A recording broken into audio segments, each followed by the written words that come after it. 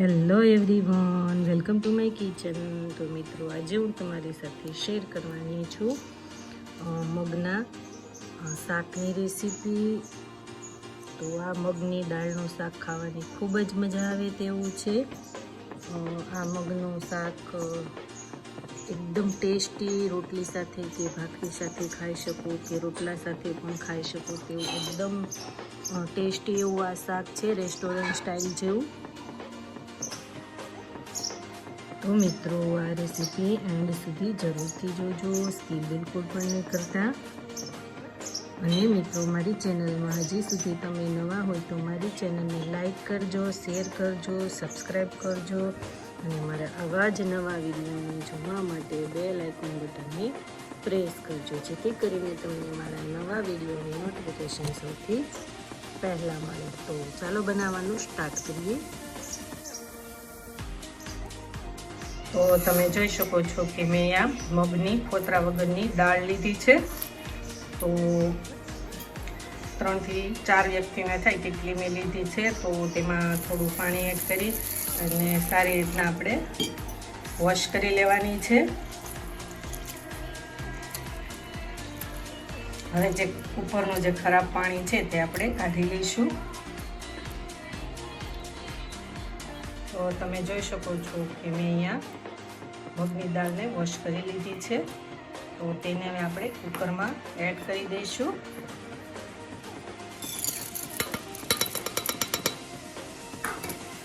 તો પાણી એડ કરીશું અડધો ગ્લાસ જેટલું।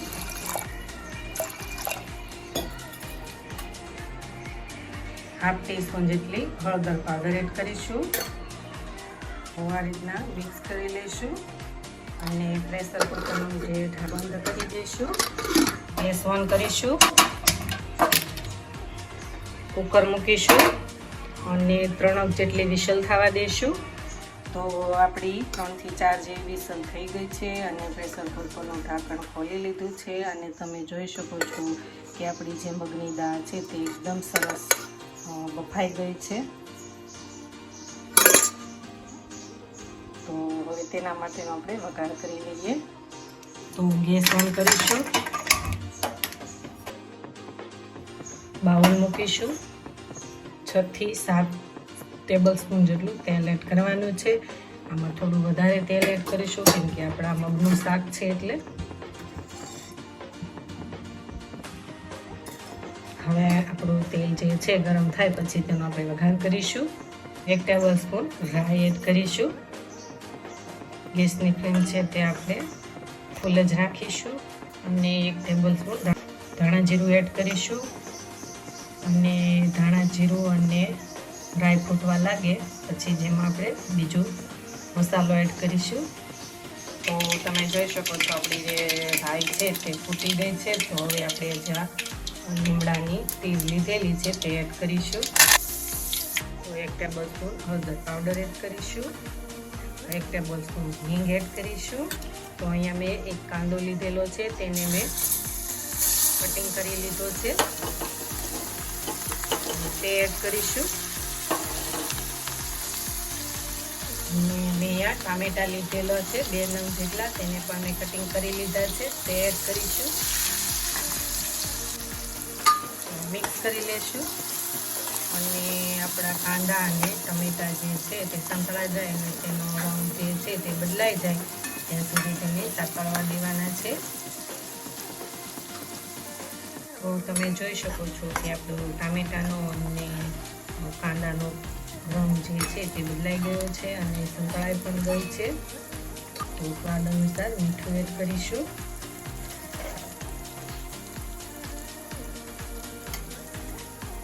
ગોળ એડ કરીશું।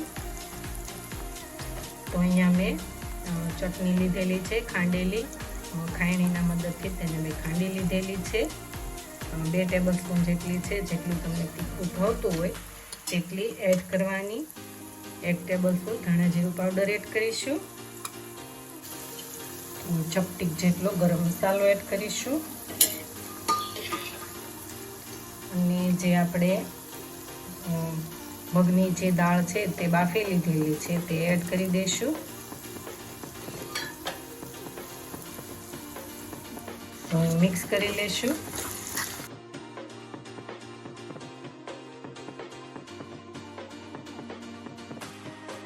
તો હવે તેમાં આપણે થોડું પાણી એડ કરવાનું છે. બહુ ઓછું એવું પાણી એડ કરીશું એમાં અને આ રીતના મિક્સ કરી લઈશું. તો હવે તેને આપણે 2 મિનિટ સુધી શાકને ઉકળવા દેવાનું છે. તો હવે આપણી જે 2 મિનિટ થઈ ગઈ છે તો તેમાં થોડું આપણે લીંબુ એડ કરવાનું છે. જેટલું તમને ખાટું ભાવતું હોય તેટલું એડ કરીશું. મિક્સ કરી લેશું અને આપણું શાક છે તે બનીને રેડી થઈ ગયું છે. તો ગેસ ઓફ કરી દઈશું અને એક બાઉલમાં શાકને ટ્રાન્સફર કરી દઈશું. તો એક બાઉલ લેશું અને તેમાં આપણે જે શાક બનાવેલું છે તે એડ કરી દઈશું.